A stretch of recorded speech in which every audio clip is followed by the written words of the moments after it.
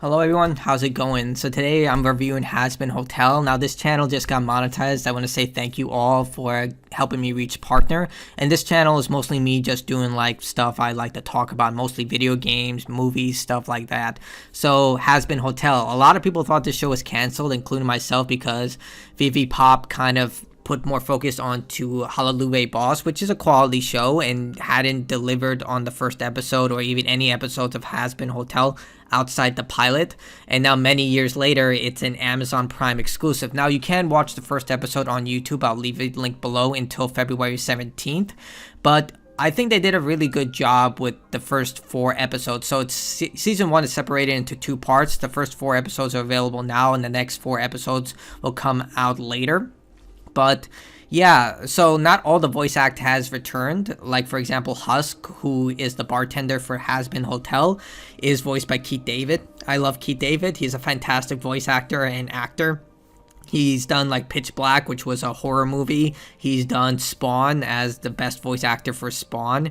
He's done so many incredible work. He was even in Final Fantasy. I think, I can't remember which character, but he's been in a lot of things. But he's a terrific actor. But most of the voice act has remained the same. The art style remains mostly the same, but I would say the colors pop a little more. I think they got a higher budget. But regardless, the art style remains the same, and it's absolutely beautiful. And you still have a ton of musicals to look forward to if you're into that stuff. I'm kind of like wishy-washy on it, if it's long as it's not overdone. Like one musical pull episode that I'm okay with that, but they kind of go overboard with it. But Vizzy Pop's shows tend to heavily focus on musicals. They're more or less about the narrative and more about the musical scores, and they're really well done, choreographed, voice and everything. I would say only one actor I didn't really find like that great of a singer. But yeah, so what is the plot line here? Well, the main character, Charlie, she is the princess of hell, daughter of Lucifer, and she's attempting to save the human souls who are thrown into hell from damnation. Basically, when you get thrown into hell, every year the angels come down and purge the souls in order to prevent overpopulation. So whatever souls get purged, they're gone forever. That's it. And these are human souls, humans who have been sent to hell for damnation. The imps from Hallelujah Boss, those are natives to hell, so they live in the other rings of hell. But in the last circle of hell, that's where all the human souls live, and they're basically just, humans. And Charlie, the main character, is trying to save them by opening up a hotel that can essentially give them a chance for redemption.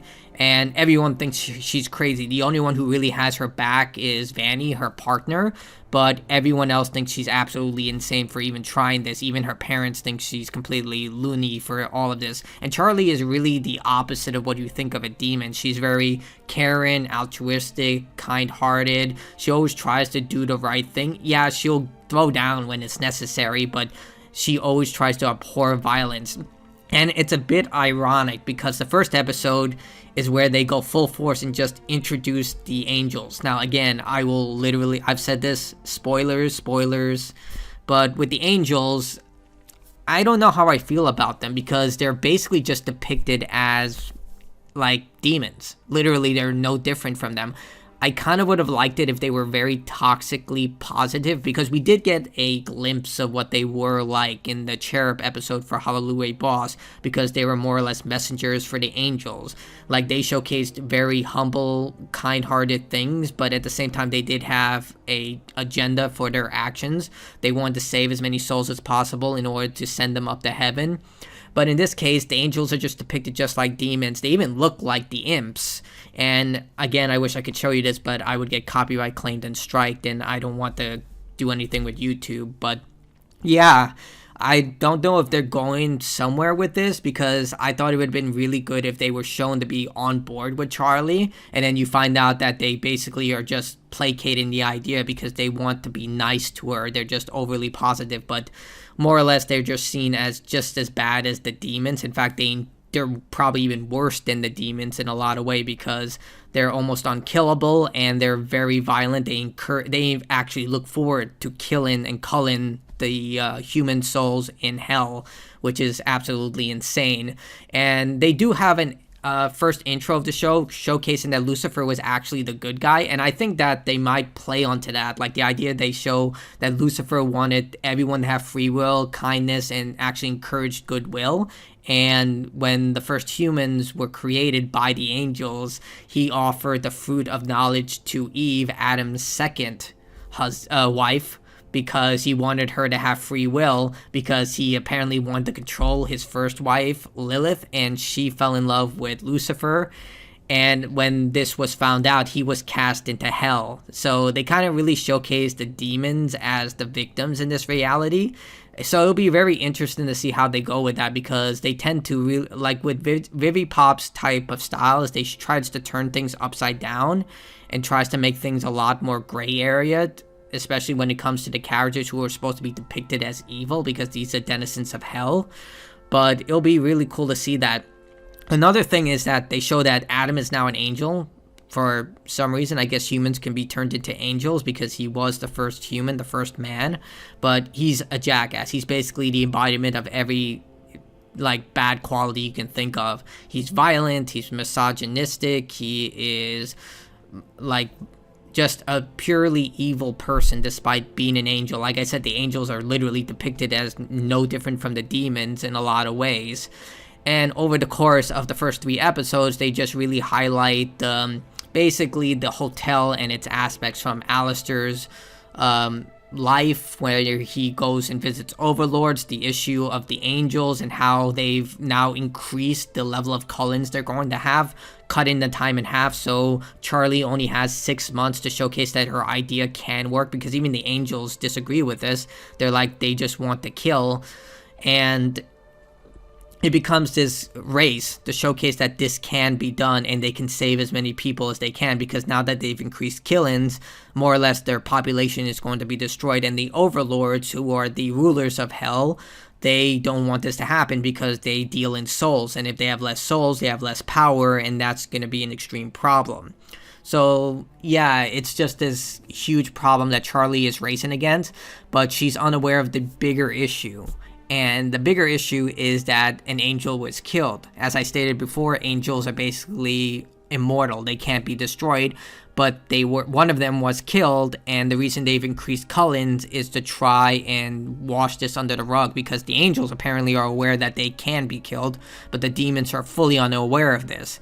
And that's where the problem sets in for a lot of the other characters outside from Charlie's like social circle with everyone she's trying to help. They want to make sure that they can't get information out about the angels being able to be killed, and the demons are trying to figure out who did this and how it can be done. But I think the biggest and most profound episode is definitely episode 4. Now, the first 3 episodes I would rate like as a 5 or 6 at most. Again, I'm a fan of the show, but the first 3 episodes are kind of just a blur and more or less trying to establish the characters. It's episode 4 where things start to get really good, where, well, not, it's good in storytelling, but it's extremely uncomfortable. Like, when you watch this episode, there are certain sequences in this episode that will make people genuinely uncomfortable, and I mean very uncomfortable. I had to pause the episode and, like, look away for one of the sections. I'll keep that spoiler-free for the sake of YouTube's, monetization system, but also, like, I genuinely think you should watch this for yourself, because it focuses on Angel Dust. And if you've seen Angel Dust's past videos, like her music videos, his music videos that focus on his life, you probably have a good idea of his life. He was an addict, died from an overdose, and now he's kind of here. But he says he's comatose, so not really sure if he's dead or just in a coma or in a permanent coma. But regardless, it's a really real episode that really showcases the elements of what turned these characters into who they are, and I think they should really focus on that no matter how uncomfortable it gets. I get they can't really keep doing that because it would probably lessen the impact, but it was such a profoundly good episode that I think it was well worth watching the other 3 episodes, which were kind of a slog in comparison to the final episode. Like I said, I generally think you should watch that for your own after watching the first 3 episodes, and you'll see it's not something that you can just easily digest. But overall, I think it's a strong start. I know it's going to be a hard sell because now Amazon Prime has gone up in price. They have a new ad system where you have to pay for an ad-free system, but I genuinely think this is one of the better cartoons that are out there right now. Like, I feel like Rick and Morty has fallen off due to its complicated plot that has become too, well, it's not complicated, it's just convoluted. Like, they had so many things stirring in the pot for Rick and Morty that I feel like when they tried to put context to it, now it's starting to fall apart, if that makes sense. Like, I feel like they didn't really expect Rick and Morty to become what it is right now, and now they just have to keep building on that. But this series could fall under that over time if it gets as big as it does. But I feel like if you really like adult animations, like those types of TV shows, heck, even manga, I think you will really enjoy this for what it is. There are some annoying elements, like I stated. If you're not into musicals, you're probably not going to find this appealing because there are a bunch of musicals, especially episode 3's musical. It's not on par with the others. It's like the singer is just, she's really bad in my opinion. Maybe it's just me, I am tone deaf, but I like the other musicals, but for hers, I was like literally like my ears are about to bleed for her. You'll know it, like she's the only main female character in that episode, like the overlord for the main character. No, wait, I apologize, it's the second musical after the first one. The first one was okay in episode 3. The second one, God, it was really bad. I don't know what they were thinking with that. She's a good actor. She's just not that great of a singer. Maybe it's me, I'm tone deaf, but regardless, yeah. The other thing is that they do unnecessarily curse a lot. Like, I don't mind the cursing, but there are certain sentences where they didn't need to curse and they just curse even more. Like Faye from Forspoken, where she had to curse every other sentence when she didn't need to, when they just say the F word constantly.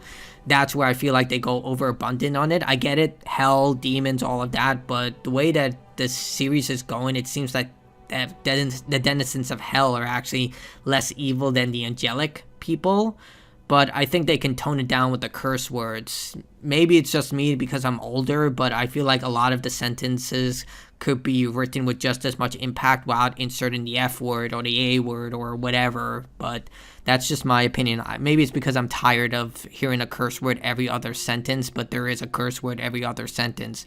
But overall, if I were to give this a score, I would give it a high 8 out of 10. Like, it's a good start, a really good series, and I hope it goes forward. It goes up from here. Can't wait to see how the season finale ends because episode 4 really is well done, but we all have to wait and see. Either way, I highly recommend it. Like I said, you can watch the full episode right now. I'll put the link below so you can watch it. It's only available until February 17th. After that, you have to have Amazon Prime. So that's it from me. If you like, dislike, or sub, whatever, your choice. Bye.